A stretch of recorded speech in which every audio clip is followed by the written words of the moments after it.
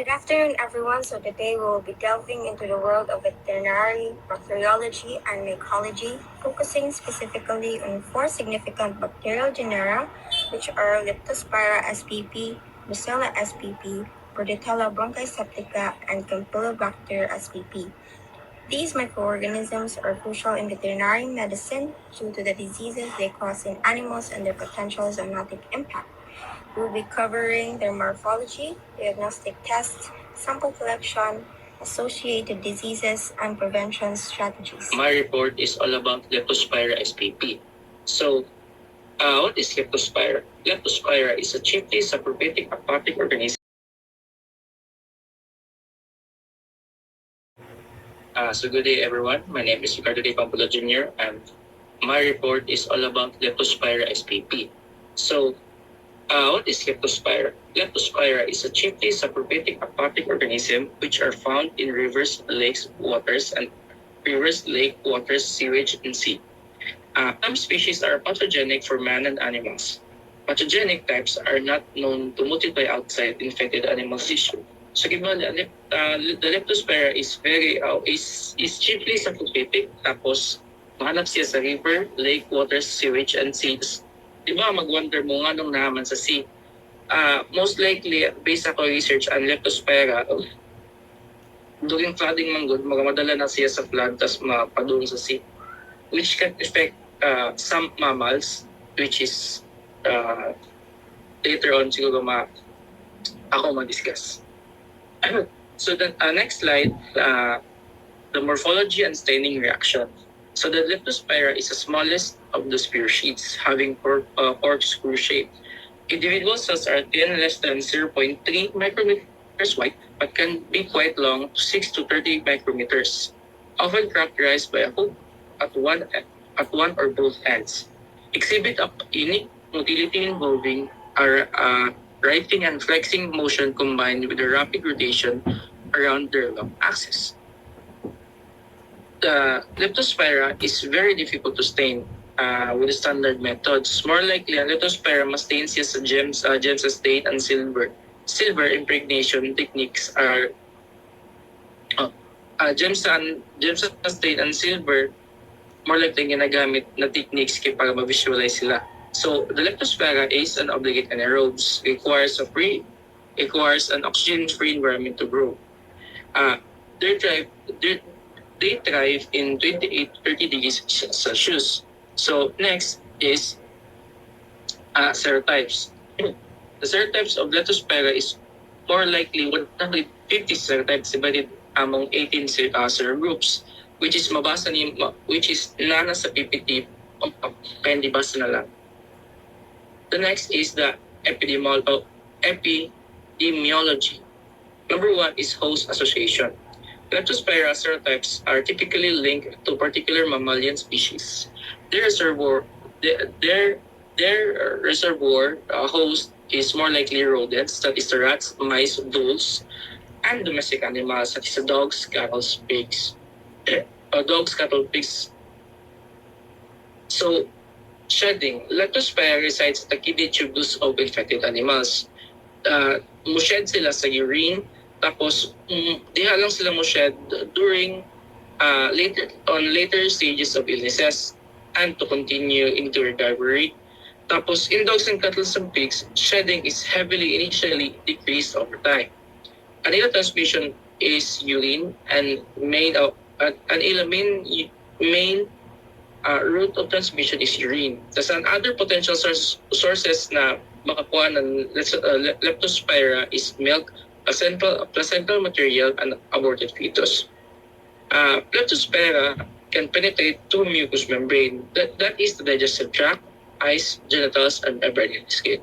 So, next slide is the bovine leptospirosis.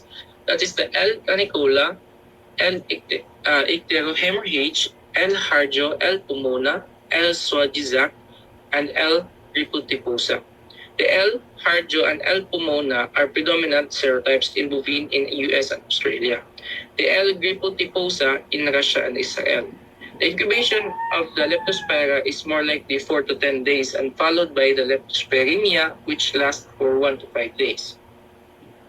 So the effect of the leptospirosis in cattle is number one, that is the lactating cow may experience decreased cessation of milk production that is called the agalactae. And an agalactae, muna siya ang a thin yellowish milk that contains a clot of blood.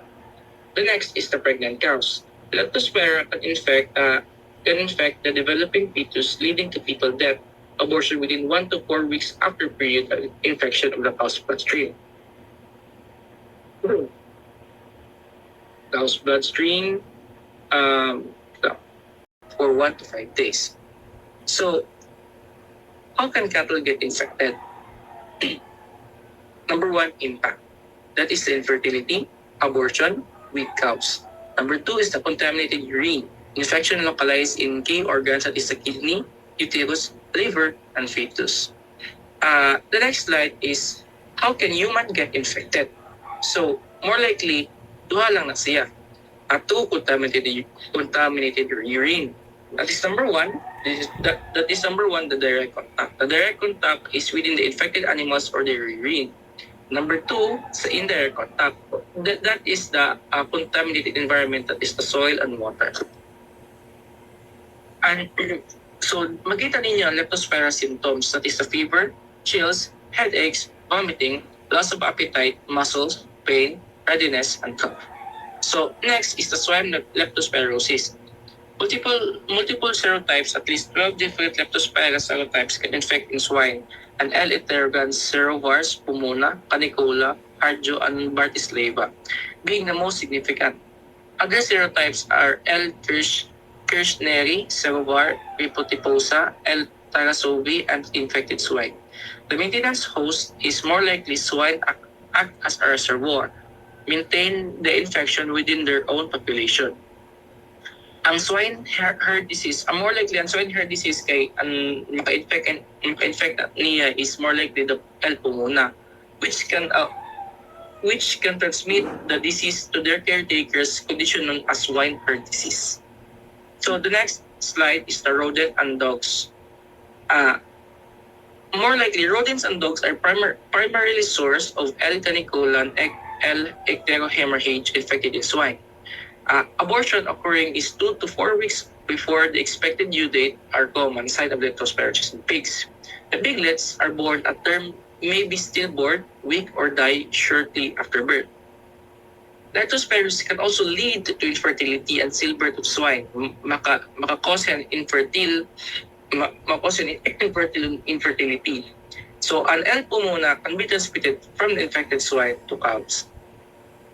Next slide is the canine leptospirosis. So, common serotypes, that is the L. interrogans, serovar, canicola, and L. interrogans, serovar, ecterohemorrhage are frequently found in dogs worldwide.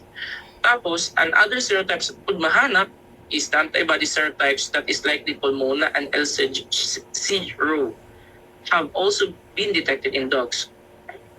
Ang more likely sa gender predisposition, more likely ang gag-carry gyud ng leptospira is kasagaran is male dog compared to females. Tapos ang pinaka-common na leptospira na mahanap mo sa dog is that is the L. canicola kaysa sa ecterohemorrhage. Next is acute hemorrhagic leptospirosis in dogs. This type of leptospirosis is severe and rapid.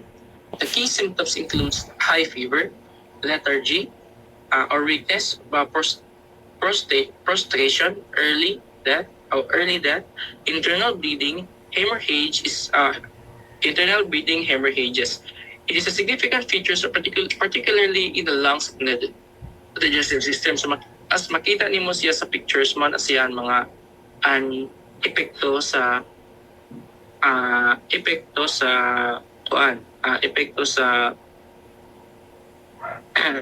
leptospira. The next is the ecteric leptospirosis in dogs.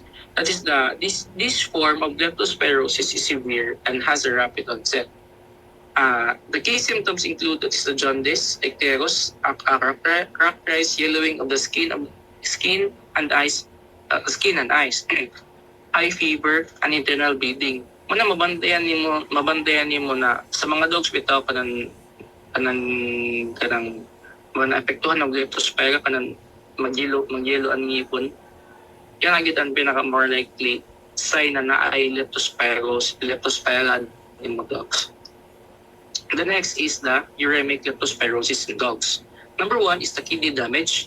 This type of characterized kidney failure that is called uremia resulting from extensive kidney damage.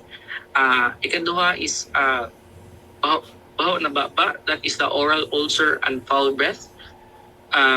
Lead siya to a foul odor. Next is gastrointestinal issues which cause hemorrhagic enteritis, which is an inflammation and bleeding intestinal can occur. Next is the severe outcome that is more likely coma or ultimately death if ever na dito sa dog. Next is the ovine and caprine leptospirosis. L. pulmona. This is a Leptospira species known to cause clinical leptospirosis in sheep and lambs. The pathogen of L. noguchi was responsible for products in dairy goat herd in Brazil. Ovine and caprine leptospirosis are more likely ga-resemble ka na siya sa cattle. Kung sa inyong pasaran makita sa cattle, mo na pasaran ninyo makita sa ovine and caprine. Next is the equine leptospirosis. Common serotypes of the equine leptospirosis na mahanap is more likely the L. interrogans serovar pulmona, L. interrogans serovar pulmona type, Iniwiki, and serovar gripotyposa. Abortion typically occur in pregnancy around 9 months of gestation. Mali dugay siya occur sa horse. Unvisible signs sa leptospira sa equine is the edema, fluid accumulation, areas of tissue death, necrosis, inoccurring of fetal membrane, and inflammation of the placentitis. Next is the feline leptospirosis. Antibody detection, blood samples, sera from cats have shown the presence of antibody against various Leptospira serotypes indicating fast exposures. Ang feline leptospirosis is magkanaman ng feline ng leptospira pero dili siya more likely kanang severe bitaw na makakuha na according sa ako nabasa. Kuan lang siguro sa leptospira sa cats is more likely mga minimal clinical importance lang yun or ganang dili kayo severe. The next is the leptospirosis in humans, the transmission. Just like I've said kanina, direct transmission and indirect transmission. An entry points niya is the mucous membrane, that's the eyes, nose, mouth, or broken skin. Clinical signs, red eyes, skin rashes, diarrhea, vomiting, abdominal pain, muscle aches, fever, and chills. Next is common na siguro mag-read an infection caused by a bacteria called Leptospira. So mo-proceed ako sa pinakalas. That is the direct examination of Leptospira detection. Tulo lang na siya. That is dark field microscopy, fluorescent antibody techniques, and blood culture. Sa dark field microscopy, ina-examine niya ang body fluids or tissue samples under the dark field microscopy. Tapos next is the fluorescent antibodies. And fluorescent antibodies, more likely, mas siya kanang very sensitive siya detecting of Leptospira in urine samples. And lastly, the blood culture. The blood culture is a specialized media and it is a specialized media na ginagamit rin mo na is a Fletcher-Stort or Ehlingshausen medium. Mo ang pinaka-reliable way to detect leptospirosis acute phase diseases. That is all. Good day, everyone. I am Maria Clarin Sofia Serhana, and today I am going to report our second topic, which is the Brucella spp. So Brucella is a genus that is known for causing brucellosis, which is a zoonotic disease affecting various animal species such as cattle, swine, goat, sheep, and even humans. These bacteria are facultative intracellular pathogens, meaning they can survive both inside and outside of their host cell. This bacteria targets the productive or reproductive organs that causes significant reproductive issues such as abortion, mastitis, and orchitis. So moving up forward, Brucella are small, approximately zero point 0.6 to 1.5 micrometer in length and zero point 0.5 to zero point 0.7 micrometer in width. They are non-motile, non-spore-forming, gram-negative cocobacilli that is usually singly but can also appear in pairs or in small groups. Brucellas are aerobic or microaerophilic bacteria, where they also have a slow growth rate, meaning it can take up to 3 to 5 days isolation at a 37 degrees Celsius and incubated for at least 7 to 10 days. All strains grow best in media enriched with animal serum and glucose such as the blood agar and chocolate agar. And only the strains of Brucella abortus and Brucella ovis requires an increased carbon dioxide tension for them to grow.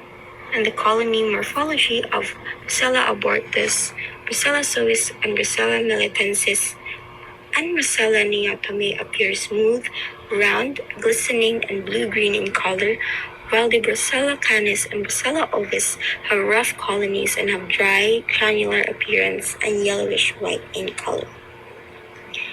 And for their biochemical reaction, all are catalase positive except for the Brucella neotome and Brucella ovis. They are nitrate positive except for the Brucella canis and Brucella ovis. They are also urease positive, which makes them highly stable in the environment. The Brucella abortus, Brucella suis, and Brucella ovis have the ability to produce hydrogen sulfide, while the others do not. They are also oxidase positive, except for the Brucella neotome and Brucella ovis.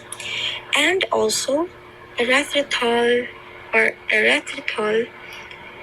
is the one that Brucella utilizes to stimulate growth, and rich amounts of it are found in the reproductive organs of the animals, which may explain why the Brucella infects these organs. And for the portal of entry of Brucella spp's, it is through oral, by ingestion of contaminated food or water, through inhalation by breathing in aerosols containing the bacteria, which is common in laboratory settings and slaughterhouses. Third is through percutaneous infection, which is through the skin abrasions or wounds. For the animal-to-animal transmission, it usually occurs through direct contact with infected animals, their secretions, especially aborted fetuses, uterine fluids or milk, or via venereal transmission, which is sexual transmission in animals. And for the animal-to-human transmission, they usually acquire brucellosis through direct contact with infected animals or ingestion of unpasteurized milk and dairy products. Also, handling infected animals, particularly during birthing or slaughtering, increases the risk of infection. Next is the virulence factor. This allows the Brucella spp to persist in the bodies of their host. First is the type 4 secretion system, which is a needle-like structure that injects specific proteins into the host cell. These proteins help Brucella manipulate the host cell's machinery to avoid destruction and create a favorable environment for bacterial replication. Next is the lipopolysaccharide, which is the outer membrane of Brucella that contains a modified lipopolysaccharide that reduces the immune system. This helps Brucella avoid detection and destruction by the host's immune system. Last is the urease, which is an enzyme that neutralizes acidic environment, particularly within the macrophages phagocytes. It allows Brucella to survive in the hostile environment that is typically designed to kill bacteria. So now we'll be talking about the disease that the Brucella SPP causes in animals and humans. First is the cattle brucellosis, which is caused by the Brucella abortus, and the primary hosts are cattle, but they can still infect other animals such as water buffaloes and bison. They are also known as Banks disease. And the clinical signs that animals perform with this disease are abortion, particularly during the second half of pregnancy, retained placenta leading to uterine infections, birth of weak or stillborn calves, decreased milk production, which the milk can also be contaminated with bacteria. In bulls, it causes orchitis, or the inflammation of the testes, and epididymitis. Chronic infection can lead to infertility in both cows and bulls. In human infection, it causes undulant fever, fatigue, and joint pain, commonly transmitted through unpasteurized dairy products or occupational exposure. Next is the caprine and ovine brucellosis, which is caused by the Brucella militensis, and the primary hosts are goats and sheep. It is highly zoonotic, and the animals or the clinical signs that the animals perform with this disease is abortion or late term abortion in pregnant animals, weak or stillborn lambs or kids, orchitis and epididymitis in males, mastitis in females, which can also affect milk production, and it is the most pathogenic Brucella species for humans, causing severe brucellosis or Malta fever with symptoms such as fever, sweats, malaise, and joint pain. It is commonly contracted through unpasteurized milk or close contact with infected animals. Next is the porcine brucellosis, which is caused by the Brucella suis, and its primary hosts are pigs. The clinical signs that the animals perform with this disease are abortion at any stage of the pregnancy, orchitis and epididymitis in boars. Chronic infection can lead to arthritis, lameness, and abscesses in various organs. It can infect humans, causing similar symptoms to other brucellosis forms. Transmission occurs through handling infected pigs or consuming contaminated pork products. Next is the canine brucellosis, which is caused by the Brucella canis, and its primary hosts are dogs. The clinical signs that animal performs with this disease are abortion, typically occurs around the 7th to 9th week of pregnancy, stillbirths or weak puppies, orchitis and epididymitis in male dogs, lymphadenopathy, which is swollen lymph nodes, discus spondylitis, which is an infection of the intervertebral discs, and lethargy. It also causes infertility and prolonged vaginal discharge in females. It is rare in humans but can still occur, leading to mild flu-like symptoms or more severe disease in immunocompromised individuals. Lastly is the brucellosis in sheep, which is caused by the Brucella ovis, and its primary hosts are sheep. It primarily affects rams, causing inflammation of the epididymis and testes, leading to reduced fertility or sterility.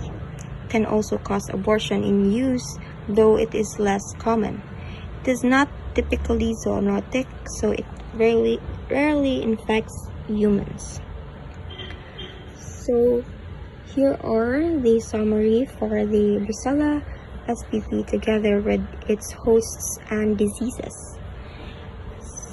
So next is for the diagnosis of the Brucella SPP, which we have three.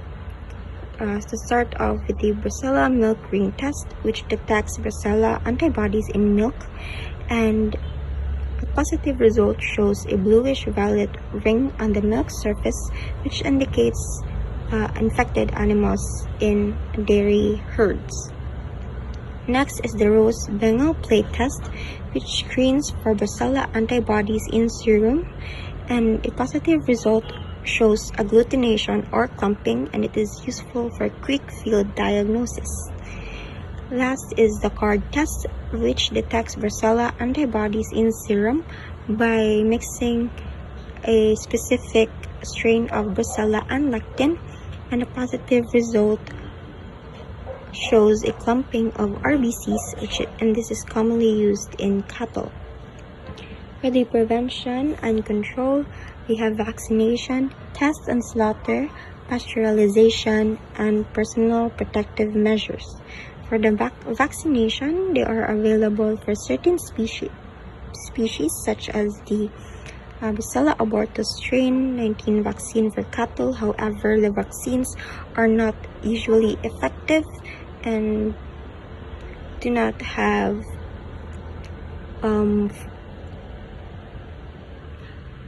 this is not available in all species. Next is the test and slaughter, where infected animals are culled to prevent the spread of infection within the herds and to humans also.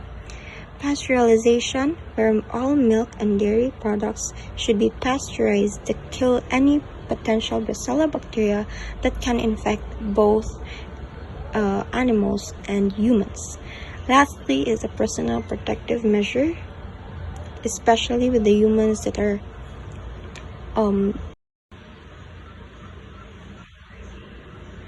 that work with animals. They should use a protective equipment like gloves and masks when handling the animals, particularly during birthing, so that it can reduce the risk of infections in humans.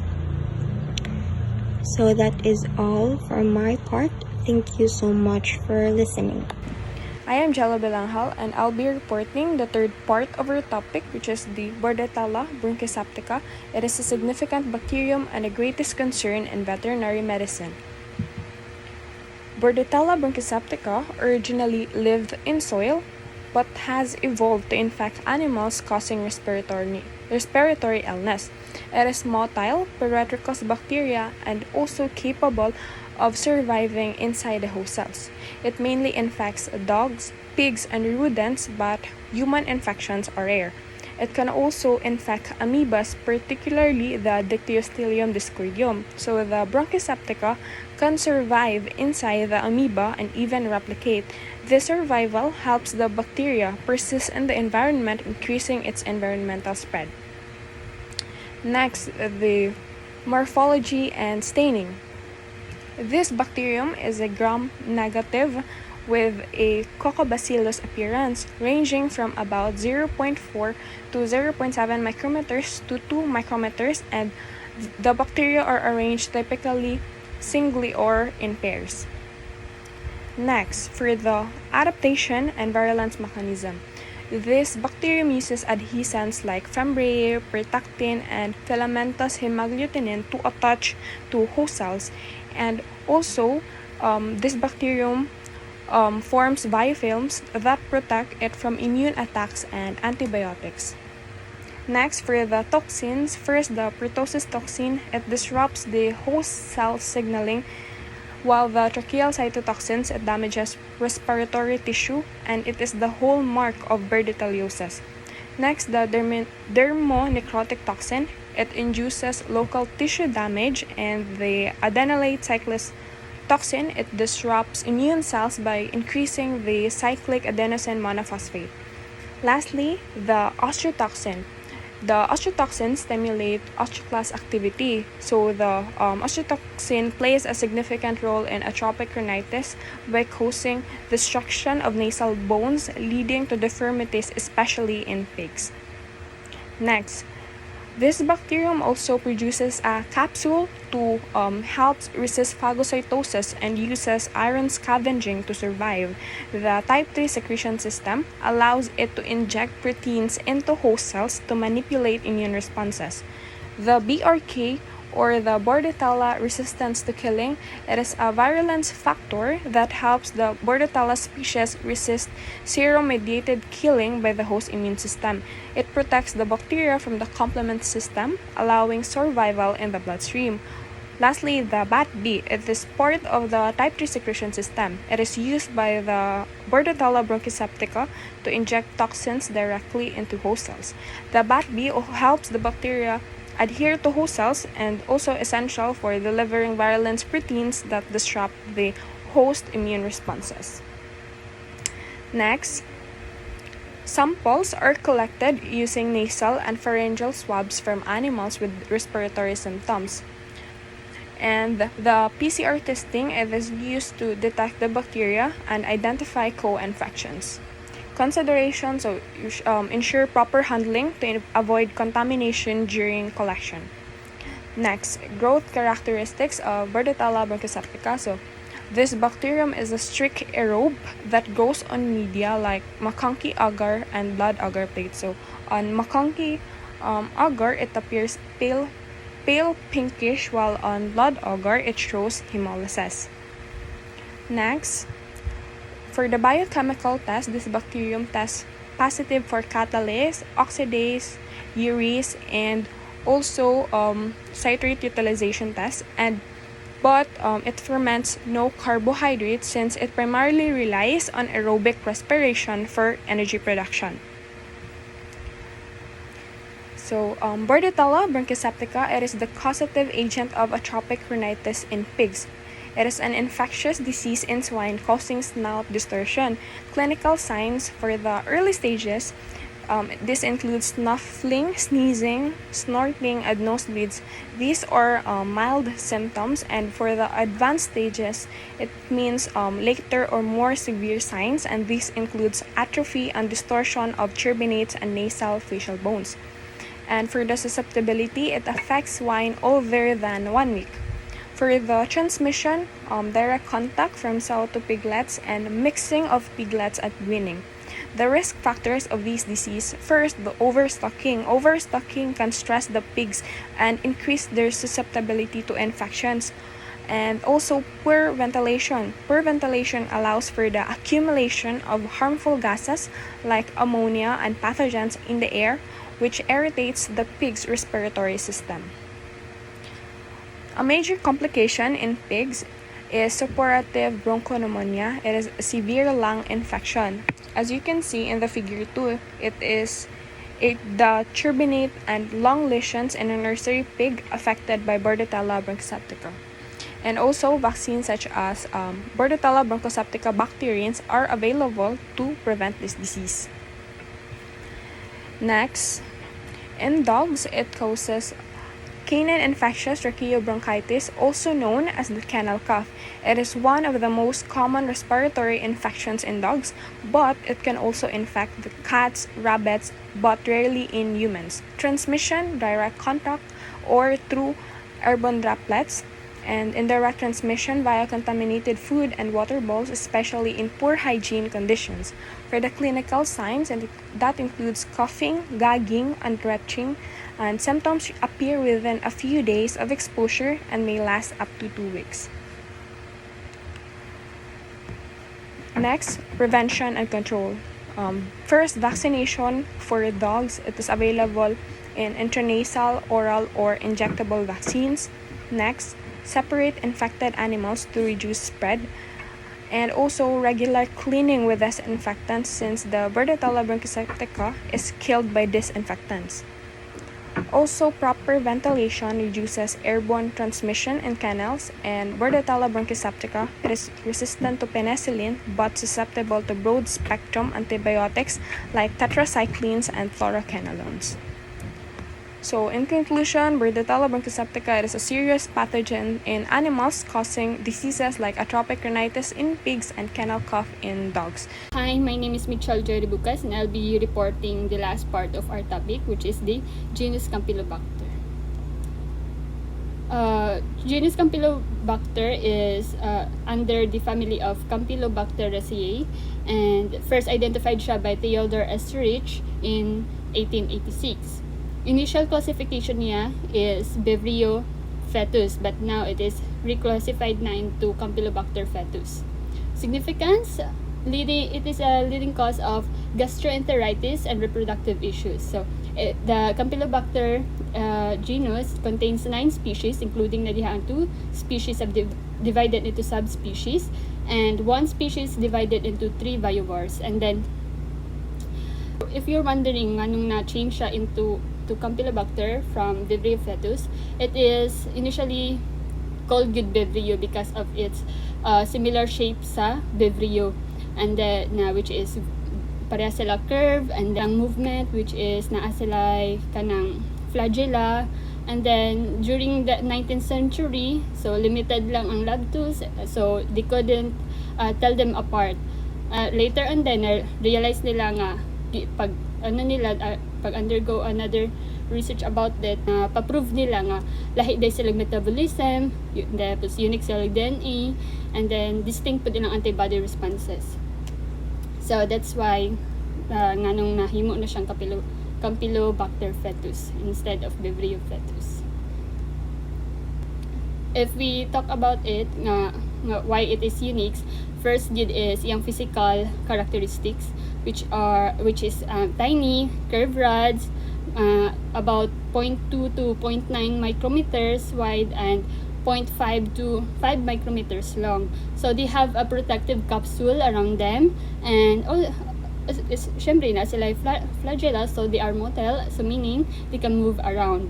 And then ilang cellular arrangement pod, when 2 or more Campylobacter cells stick together, then they will form ginatawag na S shapes or gull wing shapes. So as you can see, moral na sila kanang spiral nga patterns.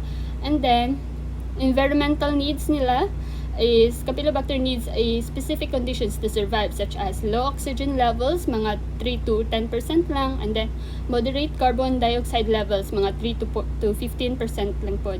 And then temperatures above niya should be above 30 degrees Celsius. If below 30 degrees Celsius, dili na siya mag-multiply or survive. Next, so we have the table. So again, this table is just a summary lang, and kani nga mga species is mainly good or common nga encounter sa veterinary field or sa medical field. So again, so Campylobacter is a microaerophilic, and then many species pod grow on makonki nga agar, and then as you can see sa ilaha dayong siya naadiri ang tulo ka kanang species, such as your Campylobacter fetus subspecies venerialis. So kanay siya kay commonly ga-infect sa kanang bovine reproductive tract, and ga-cause na siya og venereal disease in cattle, early embryonic death, and then temporary infertility. While ang Campylobacter fetus naman, subspecies fetus, is intestinal tract of sheep, goats, and cattle pud iya hanggang ka-infect, and then mainly gakagas siya og abortion, stillbirths in sheep and goats, weak lambs, and then kids, and gakos pud siya sporadic abortion in cattle. Also the Campylobacter jejuni, so intestinal tract of birds and mammals pud siya gaga-infect, and then gagka-cause po siya abortion in sheep, enteritis sa dogs, and other Campylobacter species nga uncertain ng pathogenicity, present na siya usually sa intestinal tract and feces of many mammalian species. So some may cause enterocolitis in dogs and humans. Next, diri na ta sa unsaon pag-collect sa samples. So detecting reproductive diseases in cattle requires careful sample collection and handling. So sa male nga cattle, usually atong ginakuan ana is through smegma or preputial scrapings are collected by aspiration into the tip of an insemination pipette. So this helps identify diseases like your Campylobacter. For females naman, gagamit ta og tampon that is gently inserted into the anterior vagina. So tampon will help to absorb the sample. And then handling samples, you have to chill the samples, do not freeze them, dapat naka-chilled lang yun siya, and then deliver to the lab within 6 to 8 hours. If delayed manggaling, you have to use transport media like your Clarks, Landers, or thioglycolate broth. And then for testing or direct examination methods, that will include fluorescent antibody staining, bacteriological culture. Combining these methods will increase test sensitivity. So, importance for this sample collection and is you really have to be accurate sampling and handling to ensure reliable test results and mo nang maka-help dayon og sakto nga diagnosis. Next, we have the sample collection for the enteric diseases. So, first we have fecal samples, intestinal segments, intestinal mucosal scraping. So these are samples that will help to diagnose enteric diseases that is caused by your genus Campylobacter. So sample preparation you have to fecal smears and then stained for microscopic examination. Then bacteriological culture then to isolates your Campylobacter. And then direct examination is usually under the microscope. You have to look for a slender, curved, gram-negative rods. Mauna na siya nga indicate nga one of the indication nga Campylobacter siya. So then you have to also look for blood, mucus, neutrophils or white blood cells, cell debris, and then what to look for is other yahang motility. So, move ba siya, and then high bacterial load, and other is you have to look for if na by inflammatory signs such as your neutrophils again. So, then we have the sample collection naman for your reproductive diseases sa sheep. So, you have to fetal sample collection must be through fetal stomach contents, lung tissue, liver tissue, and then the samples ay sa content niya, direct examination din niya is microscopic examination of wet mounds and or stain preparations, Gram or Romanowski. So, look for small curved rods indicating Campylobacter, and then observe characteristic codes such as nga ginatawag nga more siya corkscrew or tumbling motility in stomach contents using your phase contrast microscopy and dark field microscopy. This is kani naman growth in media nga naka-table. You have to let's just familiarize this table. Campylobacter is tanan gid sila is microaerophilic, and then ilang temperature requires mga naagid na sa 37 degrees Celsius or 42 degrees Celsius. If 37 degrees Celsius siya, then it does not grow well sa kanang 42 degrees Celsius. If 42 degrees Celsius naman, it prefers a thermophilic condition. So, as you can see, ang kaning sa Campylobacter fetus, so siya kanang does not grow siya well in 42 degrees Celsius. So, siya, non-thermophilic. While your Campylobacter jejuni and your Campylobacter coli is thermophilic sila. And other, sa ubos naman, dali na nako gid tanan, sahang tanan, but you have to just familiarize which are those thermophilic or non-thermophilic. So, sa optimal media nila, usually gagamit sila non-selective, like for your Campylobacter fetus, non-selective yung need na optimal media, and Brucella agar, non-selective na media such as your Brucella agar, chocolate agar, blood agar, and while your Campylobacter jejuni naman is selective. So, CCDA, BAP, or Skiro, or Butzler. Enrichment naman niya is Bolton or Preston broth. So, your Campylobacter coli naman, selective gyapon, same lang sa Campylobacter jejuni. And then, next table, Sa next table naman, these are the biochemical test results sa genus Campylobacter, such as you can see, positive gud sila tanan sa oxidase na test. And then sa catalase na test naman, positive pud sila but naaray kaning duha, which is the Campylobacter absilensis o Campylobacter sputorum nga variable lang ilang results. So sometimes inconsistent sila.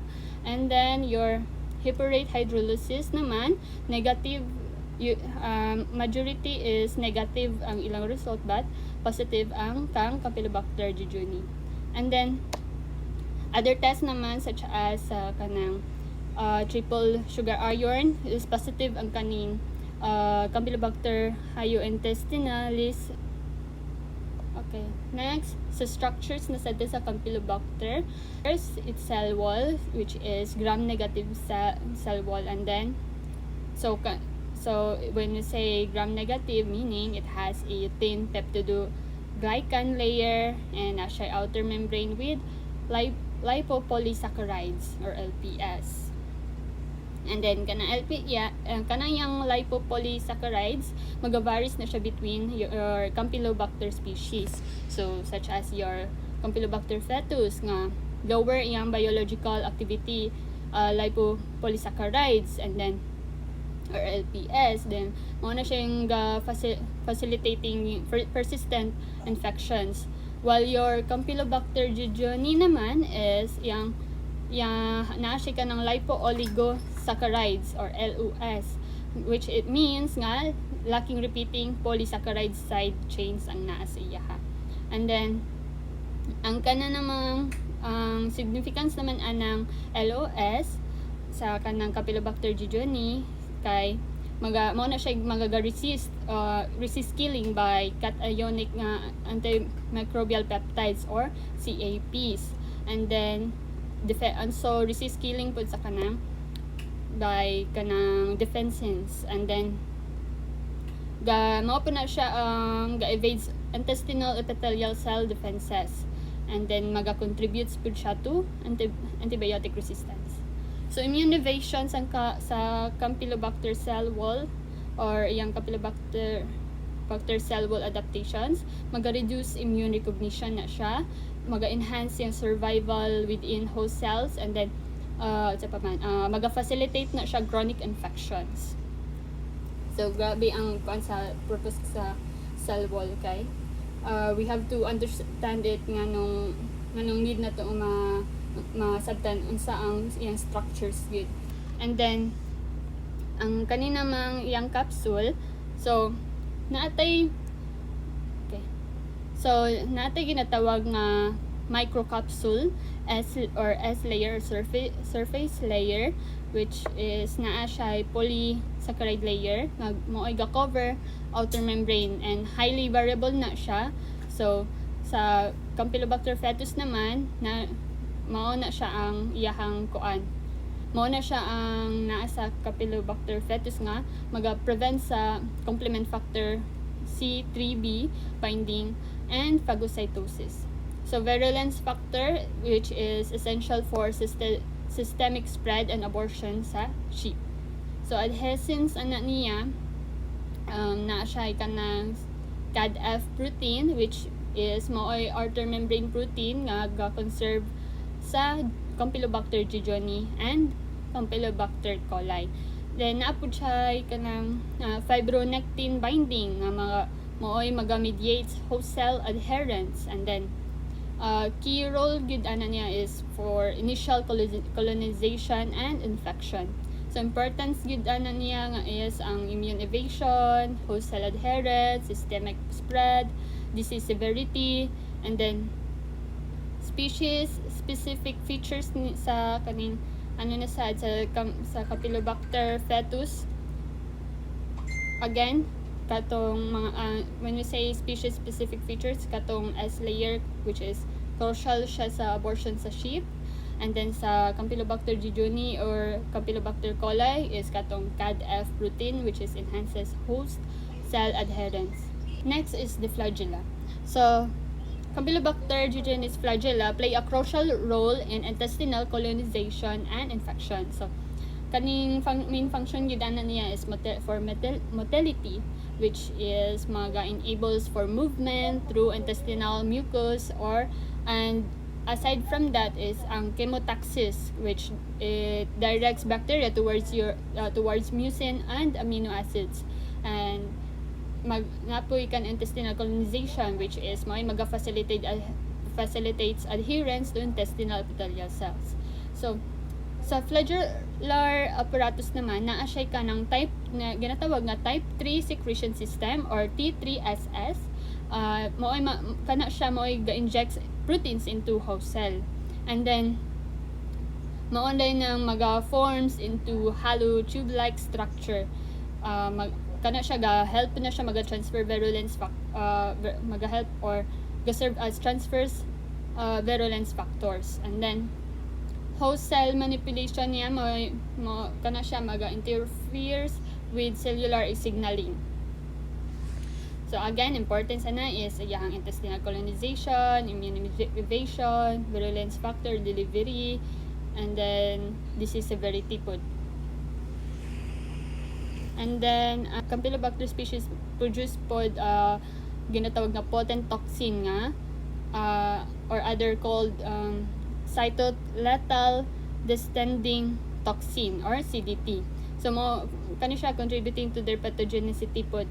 And then mechanism ginana niya such as your genotoxin damage ang DNA, and then double strand breaks, then halts cell cycle progression such as your J2N and phase, and then tawad din lead din siya into apoptosis or irreversible na cell death. So immune responses niya is katong kanang interleukin 8 or so release siya og interleukin 8 production, and then stimulate din siya mag-stimulate epithelial cells, and then neutrophil recruitment pod na siya mag-initiate innate defense, and then mucosal inflammation, which contributes to disease severity. And then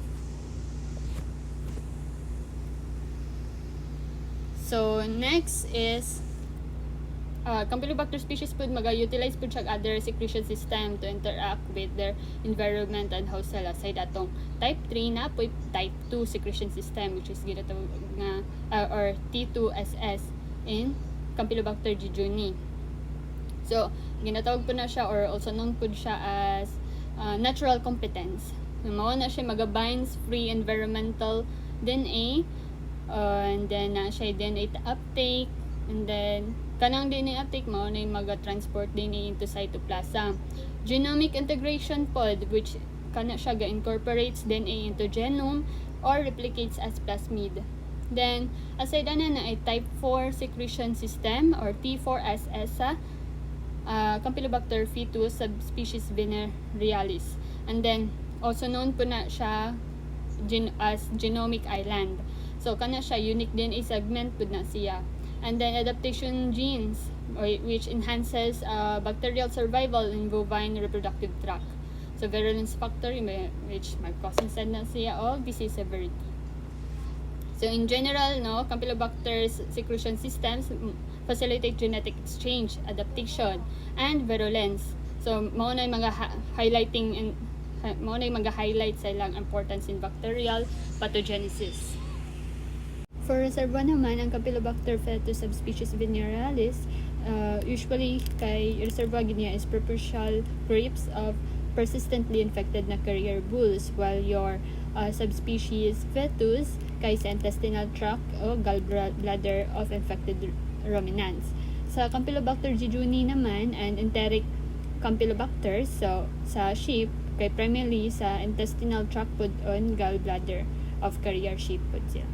Meanwhile, sa poultry, various birds, cattle, sheep, dogs, cats, and swine can also be carriers pod sa Campylobacter jejuni, and pigs pod o poultry are primarily reserva pod sa Campylobacter coli. So sa reserva for other enteric Campylobacters, it is presumed that to be intestinal tract of infected animals.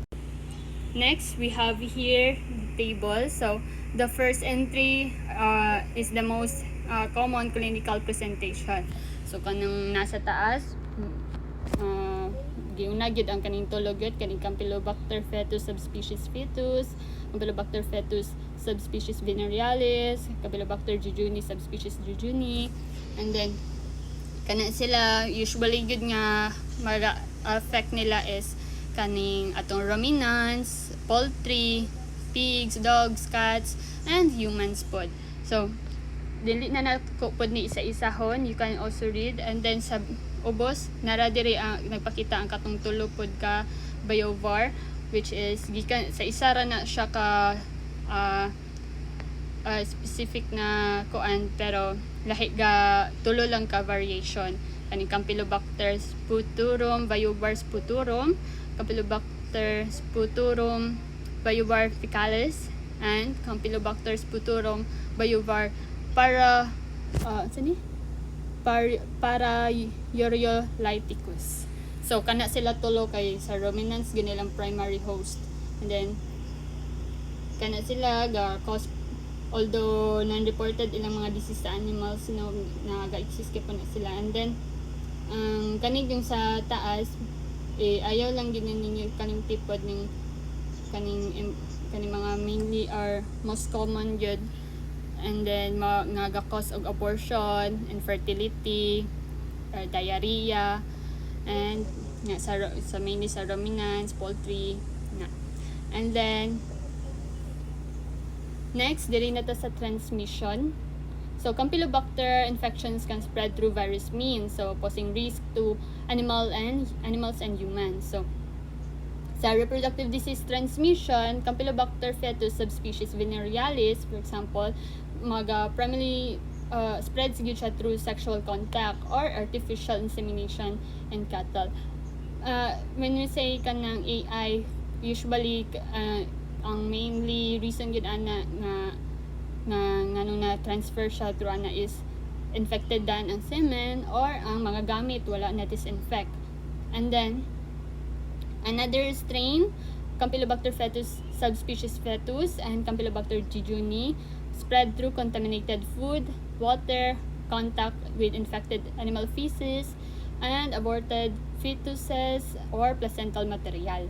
So ang kanida yung sa enteric diseases naman, such as your Campylobacter jejuni and Campylobacter coli, mainly cause intestinal infections mainly through consuming contaminated nga food, water, poultry products, and even unpasteurized na milk.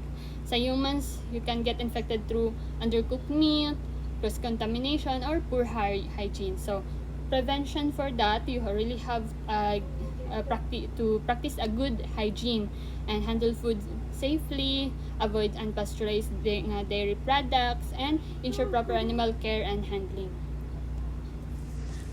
And then last is the treatment and control. So, Campylobacter infections can cause reproductive intestinal diseases sa animals. So, effective treatment and control measures are crucial good. And then, to protect cattle from Campylobacter, vaccination is the key good. So, we use the Campylobacter fetus bacterium to build immunity. And if infected na good, so we really have to use antibiotics like your streptomycin, erythromycin, and prevention is also a vital good. So again, aside from vaccination, we really have to avoid introducing animals from unknown health status herds and consider artificial insemination. So especially if animals wala pa na quarantine, dili pa nato sure kung gyud siya, healthy gyud siya, wala siya mga other viral diseases, we really have to isolate them or quarantine sa gyud ay nato i-introduce. And then also effective gyud pod ang kaning AI, just to make sure lang gyud pod na limpyo ang mga gamit or naka-disinfect daan and ang semen po na gamitan. So, Sa reproductive diseases naman sa sheep and goats, same lang gyapon, we really have to vaccinate them, but this time you have same lang gyud kanang gamito na gyapon nga bacterium is your Campylobacter fetus subspecies fetus and Campylobacter jejuni nga bacteria before breeding helps so to help them prevent infection. And then antibiotic like telmicocin and erythromycin can treat infections pod, but we have to be mindful lang pod sa kanang bacterial nga resistance. So again, vaccination and antibiotics combine both is to reduce disease spread. And then the enteric diseases naman, so mainly we have to use macrolide antibiotics. Mao na siya ang best treatment. And then tetracyclines can also work pod, and then but tetracyclines is an alternative, and then alternative siya if dili na gid mo-affect ang macrolides. And then we have to practice good hygiene good, and then proper food handling, storage to prevent outbreaks. So limitations ana niya, unfortunately wala pa tay vaccine sa nga maga-prevent sa kaning Campylobacter jejuni enteritis or colonization. So strict hygiene and antibiotic treatment lang gyud ang ato ang pwede mabuhat for that. So that's all, and thank you.